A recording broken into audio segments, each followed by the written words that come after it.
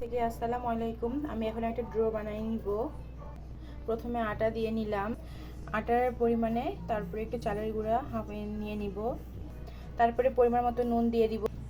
আমি ব্যাগিস কিনে হলুদের গুঁড়া, মরিচের গুঁড়া, একটু চাট মশলা দিয়ে দিছি এবং পরিমাণ মতো পানি দিয়ে ব্যাটারটাকে গুলিয়ে নিব। দেখেন গেছে আমার ব্যাটারটা গোলানো হয়ে গেছে। বেশি ভারীও করবো না আর বেশি পাতলাও করবো না, পরিমাণ মতো করে নিব। তারপরে চুলার মধ্যে একটা ফ্রাই প্যান বসা নিয়েছি, এখন পরিমাণ মতো তেল দিয়ে দিব। আমার তাওয়াটা গরম হয়ে গেছে, এখন আমি ডিম দিয়ে দিব। যেহেতু আমি চপ বানাবো, এখন আমি ডিমটাকে সাইড থেকে ভাঁজ করে নিব।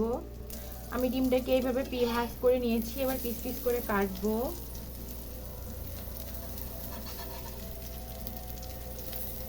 ডিমটাকে আমি এইভাবে পিস পিস করে কেটে নিয়েছি, এবার তুলে নিব। আমি যে ডোটা বানিয়ে রাখছিলাম তার মধ্যে এখন ডিমটা দিয়ে অল্প অল্প করে ডোটা দিয়ে আমি এখন এটার মধ্যে দিয়ে দিচ্ছি, ভাজার জন্য দিয়ে দিচ্ছি। এখন আমি একটা একটা করে উল্টে উল্টে দিব। এবার আমি সবগুলাই তুলে নেব।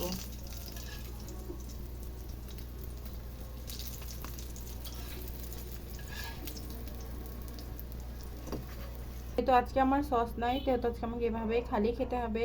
এভাবে তোমরাও বানিয়ে খেতে পারো, খাইতে কিন্তু অনেক ইয়াম্মি এবং টেস্টি হয়। সবাইকে টাটা।